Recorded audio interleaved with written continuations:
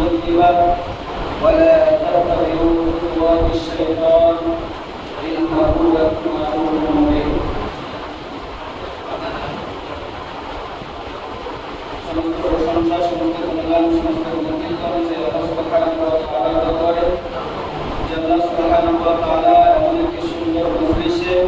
আপনাকে আমাকে বসা কোরআন এবং সুন্নাহর আলোকে গুরুত্বপূর্ণ আলোচনা শোনার তৌফিক দিচ্ছেন সেই মহান রবের দরবারে শুকরিয়া করছি সকলে বলি আলহামদুলিল্লাহ আলহামদুলিল্লাহ দুরূদ পেশ করছি আর পেগম্বর তাকদীর মদিনা আহমদ মুস্তাফা আমিনা শাহ মদিনা জনাব মুহাম্মদ রাসূলুল্লাহ সাল্লাল্লাহু আলাইহি ওয়াসাল্লাম সকলে বলি আল্লাহুম্মা সাল্লি আলাইহি আল্লাহুম্মা বারিক আলাইহি আমাদের উপস্থিতি আজকের এই গুরুত্বপূর্ণ সময়ে আমাদের সামনে সংক্ষিপ্ত সময়ে যে বিষয়টা নির্ধারণ করছি সেটা হচ্ছে হালাল এবং হারাম। আমি আপনাদের সামনে কোরআন কারীমের সূরা বাকারা 2 নম্বর পারা 4 নম্বর পৃষ্ঠা 8 নম্বর আয়াতের 168 নম্বর আয়াত পেশ করেছি। এই আয়াতের আলোকে কিছু গুরুত্বপূর্ণ কথা বলে আমরা শুরু করব ইনশাআল্লাহ। আলহামদুলিল্লাহ বিল্লাহ আলাইহি ওয়া সাল্লাতু ওয়া আলাইহি ওয়া সাল্লাম। সম্মানিত উপস্থিতি,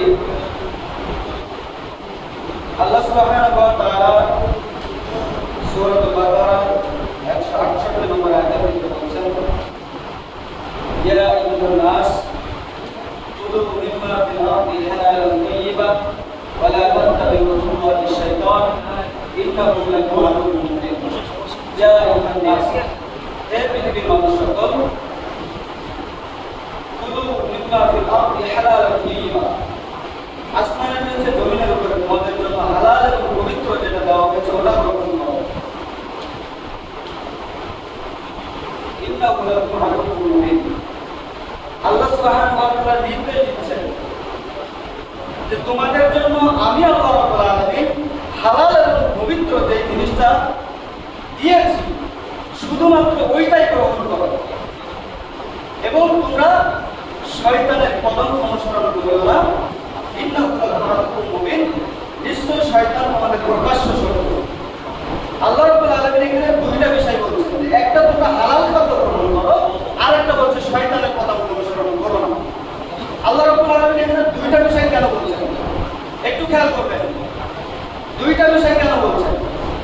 দুইটা বিষয় বলার কারণ হচ্ছে এক, আল্লাহ জানিয়ে দিচ্ছেন পৃথিবীর মানুষ শোনো, যখন তোমরা আমি আল্লাহ সুবহানাহু ওয়া তাআলার ইবাদত করতে যাওয়া, তখন আমি আমার দেখানো পথ যখন তোমরা মানতে যাওয়া, আমি তোমাদের জন্য যেটা হালাল করে দিয়েছি, যে পথটা তোমাদের জন্য দেখিয়ে দিয়েছি, যে জিকির আমার জন্য করতে বলেছি, এই সরল পথে সিরাত মুস্তাকিমের পথে যখন তোমরা আসবে, শয়তান তোমাদের পিছন থেকে বাধা দিবে, শয়তান তোমাদের চতুষ্পাশ থেকে বাধা দিবে।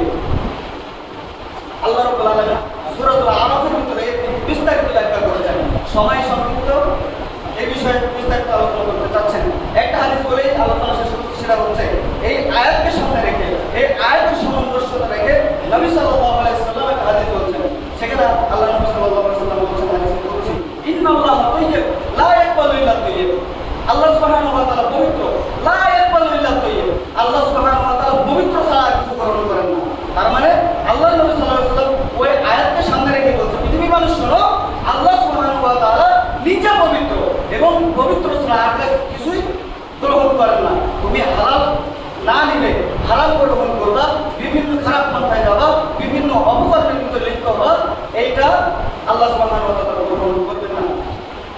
ইন্নাল্লাহা আমারা বিল মুমিনিনা বিমা আমারা বিল মুরসালিন। এটা যুগে যুগে নবী রাসূলুল্লাহ এসেছেন, তাদের নির্দেশ, এবং যারা মুমিন মুসলিম তাদের জন্য এই একই নির্দেশ। আমার কথা হচ্ছে এখানে আল্লাহ রাব্বুল আলামিন নিজেই পবিত্র এবং আল্লাহ রাব্বুল আলামিন নির্দেশ দিচ্ছেন, নবী সাল্লাল্লাহু আলাইহি ওয়াসাল্লাম নির্দেশ দিচ্ছেন যে পবিত্র ছাড়া আল্লাহ আর কিছুই গ্রহণ করেন না। অতএব আমরা হারাম থেকে বেঁচে থাকবো, থাকবো ইনশাআল্লাহ, হারামটা বর্জন করতে পারবো ইনশাআল্লাহ।